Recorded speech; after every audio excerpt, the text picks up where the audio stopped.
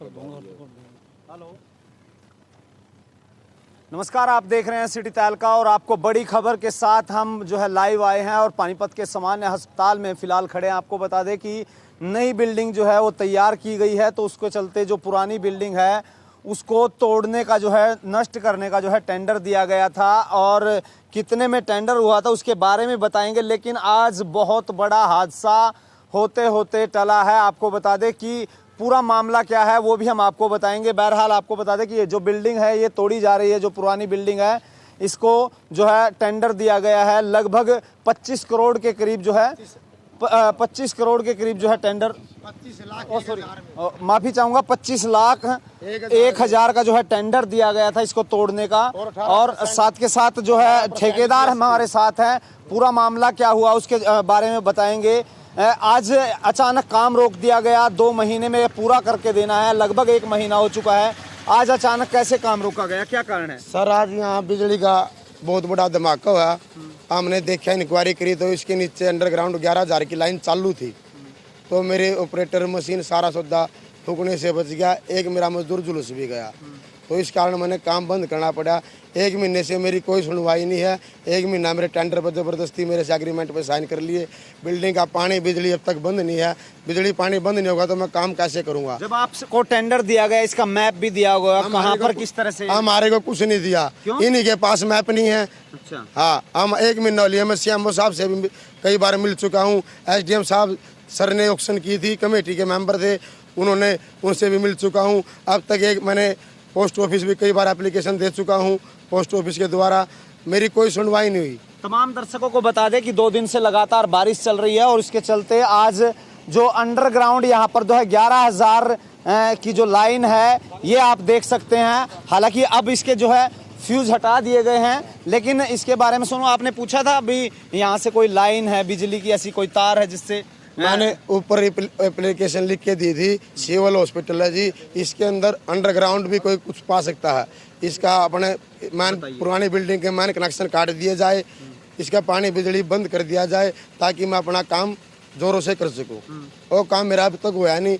मेरा इस काम में कितना समय दिया गया है? पूरा तोड़ करके आपने जो देना है इसको, तो कितना समय दिया गया है उसके बारे में? मेरे को सर 2 महीने का टेंडर दिया था। 2 महीने के बाद मेरे 5 लाख रुपए इन्होंने अलग से 25 लाख 1,000 में सिक्योरिटी के तौर पे लिया। सिक्योरिटी के तौर पे 5 लाख रुपए जमा कर रखे हैं। 2 महीने होने के बाद 15,000 रुपए डेली का जुर्माना कर रखा है। वो भी 5 लाख मेरे मारे जाएंगे। यदि 1 महीना लेट हो गया वो 5 लाख भी मार लेंगे और मेरा सामान भी जब्त कर लेंगे। इस दौरान जैसे कि बारिश भी आई, काम भी रुकता है, उसका कोई ऐसी कुछ नहीं, कुछ लिखितम में ऐसा कुछ नहीं हुआ? जबरदस्ती 3 तारीख से मेरा टाइम चालू कर दिया। 4 तारीख को मैंने पेमेंट भरी थी। लास्ट पेमेंट टाइम भरने का मेरा 30 तारीख को ऑक्शन थी। 5 दिन के अंदर फर्म को पेमेंट भरनी थी। फिर उसके बाद इसके जो बिजली पानी बंद होना था, जब टाइम चालू होना था। आज क्या पूरा वाक्य हुआ, थोड़ा उसके बारे में बताइए। आज जी पूरा बड़ा 11,000 की लाइन का चालू का बड़ा धमाका हुआ। मेरी मशीन काम कर रही थी। 3500 रुपये घंटा मेरी मशीन का खर्चा है जी। 1 महीने मेरे पास जब से ये मशीन आई है, 2 मशीन आई हैं, 30-35 लेबर काम करती है। इनका खर्चा सारा, ये देखो मेरा काम नहीं चल रहा, नुकसान में फर्म जारी है। बोल बोल के कोई सुनवाई नहीं जी। यहाँ पूरे हॉस्पिटल में कोई सुनवाई नहीं है। 3500 रुपये घंटा जो है मशीन के लिए, मशीन का चार्ज है जी। अच्छा, तो इसमें कोई किसी को चोट चाट ऐसी भी कोई ऐसी घटना हुई? एक मजदूर मेरा झुलसा जी, जैसे पिलर निकल रहा था, लाइन चालू थी, जैसे मशीन ने ऊपर पिलर निकाला वो बोकट करने लगी तो थोड़ा वो लग गया। वो थोड़ा बस बहुत बड़ा धमाका हुआ। अच्छा। मैं परली तरफ काम देख रहा था, जब मैं आके देखा तो बहुत बड़ा धमाका हुआ। यहाँ से फूस उड़ गए। कोई वीडियो ऐसी है? कोई वीडियो भी हमारे पास सारी चीज है जी। अच्छा। वीडियो भी है। यहाँ जो डॉक्टरों से बात हुई, मका सर ऐसे हो गया, उनकी रिकॉर्डिंग भी है। कोई डॉक्टर, एक करमवीर चोपड़ा तो को रहा मैं 3 दिन से बुखार पे हूँ। अच्छा। मैं घर नहीं आ रहा। वो मेरा फोन काट गया, बात नहीं कर रहा। एक अमित पोरिया है, ये बिल्डिंग इंचार्ज है जो भी है, वो मौके पे आए थे? मौके पे आए थे। उन्होंने क्या कहा? वो तो बोले ऊपर से कर लो, नीचे क्यों करते हो काम? अरे बोले ऊपर से करो, मेरा काम नीचे तक पिलर निकालने का, नीम खाली करने का टेंडर है सर। अच्छा। हाँ, तो तमाम दर्शकों को बता दे कि यहाँ पर जो है 2 महीने के लिए ये टेंडर लिया गया था। 25,01,000 में ये टेंडर हुआ था और जैसा कि ठेकेदार रविंदर ने बताया कि यह 18% GST जो है वो अलग से है और साथ के साथ बाउंडेशन है कि 2 महीने के अंदर इसे पूरा कंप्लीट तोड़ करके देना है। लेकिन बावजूद उसके यहाँ पर उन्होंने आरोप लगाए हैं कि बार बार एप्लीकेशन देने के बावजूद कि इसके अंदर जो अभी रनिंग में कुछ चल रहा है, बिजली है, पानी है, ऐसा कोई कनेक्शन है, उसको बंद कर दिया जाए। उसके बावजूद आज बड़ा हादसा यहाँ पर होता है और यहाँ पर 11,000 की लाइन, फिर से मैं आपको तमाम दर्शकों को बता दूं कि यहाँ पर जो 11,000 की जो लाइन है वो यहाँ से अंडरग्राउंड जो पिलर के अंदर से थी और जैसे ही जेसीबी द्वारा इसको तोड़ा गया और तो पोप लाइन के द्वारा जो है तोड़ने का जो प्रयास किया गया तो यहाँ पर पूरा बड़ा धमाका यहाँ पर हुआ। उसके बावजूद जो अधिकारी हैं उनके पास न नक्शा है और ना ही ठेकेदार को दिया गया है, जो कि एक नियम और शर्तों में होता भी है कि जिस तरह की कोई ऐसे तोड़ते हैं उसका पूरा कंप्लीट नक्शा दिया जाता है कि कहीं ना कहीं इस तरह की कोई लाइन है या उसको देखना है, किसी भी तरह से उसको हटाने की बातचीत होती है। लेकिन आरोप यहाँ पर रविंदर द्वारा लगाए गए हैं कि उनको नक्शा ही नहीं दिया गया, जिसके बावजूद यह बड़ा हादसा हो सकता था। एक मजदूर जो है झुलस गया है और जिसके चलते और भी बड़ा नुकसान यहाँ पर, इससे यदि धमाका होता और ऐसे में पोप लाइन में करंट आता तो इससे भी बड़ा और नुकसान आपका हो सकता था। सर मेरा तो नुकसान, मेरा तो सारा सौदा बर्बाद हो जाता। आज ऐसे काम हो गए थे, 35 लेबर सर मेरी काम कर रही है, मशीन में आग लग जाती। मैंने 3500 रुपये घंटा मशीन किराए पे मंगा रखी है, इसके 60-70 लाख रुपए मैंने देने पड़ जाते। मैं ऑपरेटर मर जाता, लेबर मर जाती, उनके बच्चों परिवार को कौन पालता? आज के दिन कौन जिम्मेदार होता? कितनी लेबर अभी फिलहाल करंट में काम कर रही है? 30-35 लेबर मेरे पास शुरू से रूटीन में काम कर रही है। मैंने 30-35% काम भी कर चुका है, ऊपर की तो मैंने बिजली अपने आप कटवाई है। अब लगता कितना है कि आप कितने दिन में तोड़ दोगे, क्योंकि 2 महीने का आपको समय दिया गया, जैसे कि आपने बताया कि पैसे भरने से 1 दिन पहले ही आपका जो है टेंडर शुरू कर दिया, जो काम का 2 महीने की बाउंडेशन दी गई थी वो शुरू कर दी गई थी। आप सर मैंने ऊपर सीएमओ साहब को भी कई बार बोला, सर मेरा टाइम करो, नोले तो 1 महीने में साफ कर देगा एरिया को। 1 महीने का 30% काम नहीं हुआ अभी तक बिल्डिंग का। इसके अंदर हॉस्पिटल है जी, पुरानी लाइनें हैं, हमें क्या पता, ये तो हॉस्पिटल का काम है। बिल्डिंग जब डिसमेंटलिंग करवा रहे हैं, बिल्डिंग को डिसमेंटलिंग करवा रहे हैं, इसकी बिजली पानी बंद करवाने का हॉस्पिटल सिविल पानीपत सीएमओ साहब का काम है, हमारा काम नहीं है जी। हमारा काम डिसमेंटलिंग का है। हमने क्या पता अंडरग्राउंड में क्या जा रहा है जी। तो अब इसके बारे में क्या कुछ कहा आपने? लिखित में कोई शिकायत दी है जिसको लेकर के सीएमओ के पास आप लेकर के गए हैं? जैसे कि एक व्यक्ति झुलस भी गया है, उसको लेकर आगामी क्या आपने शिकायत दी या फिर पुलिस में आप जाएंगे, किस तरह से? आज मैंने पोस्ट ऑफिस के डाक के द्वारा SDM साहब को भी एप्लीकेशन भेजी है, मेरे पास रसीद है, और PMO साहब सिविल हॉस्पिटल पानीपत में भी भेजी है आज के दिन। इससे पहले भी मैं SDM साहब से मिल के मौखिक तौर पर मिल के आया था आमने सामने। तो उसमें कुछ SDM ने कहा, मौके पर निर्देश दिए कि ऐसा किया जाए, जो कनेक्शन है वो काट दिए जाएं? SDM साहब ने मेरे सामने ही कैप्टन साहब CMO साहब को फ़ोन किया, भाई जी ठेकेदार आए जिनका काम करो। उन्होंने जो कुछ हुआ जी, मेरी कोई यहाँ सुनवाई बातचीत, मेरे को यहाँ कोई हॉस्पिटल में मेरी कोई सुनवाई करने वाला, मेरी कोई देखने वाला नहीं। अच्छा, हाँ। तो अब पूरा समय यदि लगता है, कितना समय लग जाएगा पूरी जो है डिसमेटल करने में पूरी? अब जब तक इस बिल्डिंग की पूरे पानी बिजली बंद नहीं होगी तो मैं अपना काम बंद रखूंगा और सिविल हॉस्पिटल से मशीनों का चार्ज, लेबर का चार्ज लूंगा, और नहीं फिर मैं कोर्ट में जाऊंगा, कानूनी कार्रवाई की। बड़ी बात आपको बता दें कि यहाँ पर कोर्ट में जाने के ठेकेदार ने जो है कहा है कि वो कोर्ट में जाएंगे, क्योंकि पोपलाइन का जो हर घंटे 3,000 से ज़्यादा किराया है और जिसके चलते बंद है लंबे समय से, और ऐसे में उसका 2 पोपलाइन उनकी हैं और जो किराए पर वो चला रहे थे, तो जिसके चलते काफ़ी उनको नुकसान हुआ है, ऐसा आरोप लगाया जा रहा है। और साथ के साथ आपको बता दें तमाम दर्शकों को सिटी तहलका के माध्यम से कि किस तरह से आज बड़ा हादसा जहां पर होते होते टला है। एक व्यक्ति जो है, एक मजदूर जो है वो झुलस गया है, और साथ के साथ ये पूरी जो 11,000 लाइन है ये कहां से कहां तक गई हुई थी। इसके बाद नहीं जी, बिजली वाले आए जी अब 1 घंटा पहले, वे इस खंभे से ऊपर चढ़ के फूज उठा के एसआई वाले बोले हमारे से 1-2 घंटा काम कर लो फिर हम अपनी लाइन चालू कर देंगे। मैं लाइन कैसे चालू होने दूंगा जी? मैं तो केवल इस लाइन को चालू नहीं होने दूंगा। जब टेंडर दिया गया था तो उनको पता होना चाहिए था या फिर अलग से कोई कनेक्शन दिया जा सकता था? मेरे साथ ही एसआई वाले गलत वो करने लगे, मेरे पर आरोप लगाने लगे तूने केवल काट दी हमारी। पिलर के अंदर केवल 11,000 की लाइन आज तक हमने पहली बार देखा है जो पिलर के अंदर 11,000 की लाइन दे रखी है, चालू लाइन। तो ये बड़े गंभीर आरोप स्वास्थ्य विभाग पर, पानीपत सिविल अस्पताल पर लगाए जा रहे हैं और साथ के साथ तमाम दर्शकों से अपील रहेगी कि इस खबर को आप ज़्यादा से ज़्यादा शेयर करें। और आपको बता दें कि ऐसे में जब बिल्डिंग को डिसमेंटल करने की बात की गई तो हम वो पिलर भी आपको दिखाएंगे तमाम दर्शकों को, लेकिन इससे पहले बता दें जो नुकसान हुआ और उसके साथ साथ जो स्वास्थ्य विभाग द्वारा लापरवाही की गई है, जो आरोप लगाए जा रहे हैं कि इसके अंदर क्या क्या कहां से क्या कनेक्शन है वो किसी प्रकार से उन्हें नहीं बताए गए। और बड़ी बात यहां पर जो है पिलर के अंदर से 11,000 की लाइन जो है यहां से ईएसआई के लिए जाती है, जिसको लेकर के उन्हें बताया नहीं गया। और खास बात यह है कि ठेकेदार को भी नहीं जानकारी दी गई, जिसके चलते आज बड़ा हादसा होते होते टला है। एक व्यक्ति की जो है वो कहीं ना कहीं जो है वो काफी झुलस गया है और साथ के साथ बड़ा धमाका यहाँ पर देखने को मिला। और पिलर के अंदर से देखिए तमाम तस्वीरें हम आपको दिखा रहे हैं। देखिए पूरे पिलर के अंदर से 11,000 की जो है लाइन ईएसआई के लिए जा रही है। ये देखिए तो वो पिलर भी हम आपको तमाम जो है तस्वीरों के माध्यम से दिखा रहे हैं। तमाम दर्शकों से अपील कि आप ज़्यादा से ज़्यादा इसको शेयर करें और उसके आगे की हम तस्वीरें दिखाएं। तो यहाँ पर जो है ये इस पिलर से होते हुए आगे जी कहाँ यहाँ से नीचे से अंडरग्राउंड गई है।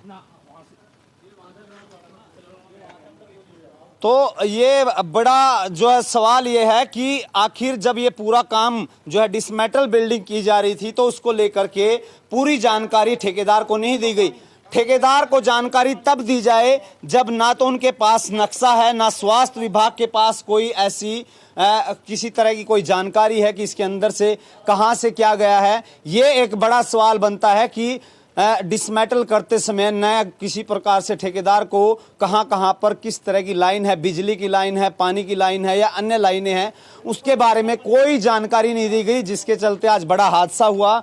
और ये तस्वीरें हम आपको दिखाएंगे। देखिए ठेकेदार कुछ बता रहे हैं, वो भी जानकारी हम आपको देने वाले हैं। जी यहाँ पोकलान मेरी काम कर रही थी, यहाँ से पिलर निकाल रही थी, यही ये केवल रही ऐसे अंडरग्राउंड है। और देखो पानी देखो सर कैसे अभी भर गया अपने के आगे, पूरी बिल्डिंग में पानी है, कैसे मैं काम करूंगा सर? कहाँ मेरी बड़ा हादसा भी हो सकता है, गिर भी सकती है ऐसे बिल्डिंग। मैंने इनके कानून इनकी एप्लीकेशन में लिखा था 100 मीटर का दायरा खाली करने का, कुछ नहीं, हमारे यहाँ कोई सुनवाई नहीं, कुछ नहीं जी। ऐसे में हाँ बिल्डिंग गिर सकती है तो किसी का हादसा हो सकता है, उसका जिम्मेदार कौन होगा? सिविल हॉस्पिटल ही होगा जी। जब 3 मंजिली बिल्डिंग गिरवाने लग रहे, डिसमेंटलिंग करवाने लग रहे, एरिया खाली नहीं, पानी बिल्डिंग का बंद नहीं, बिजली बिल्डिंग का बंद नहीं, जो भी इसके अंदर जो भी दुर्घटना होगी, ठेकेदार आदित्य एंटरप्राइजेज की फर्म की जो भी यहाँ हादसा होता है, कोई दुर्घटना होती है, मशीन में कुछ हादसा होता है, ऑपरेटर में कोई लेबर में, सिविल हॉस्पिटल पानीपत जिम्मेदार होगा।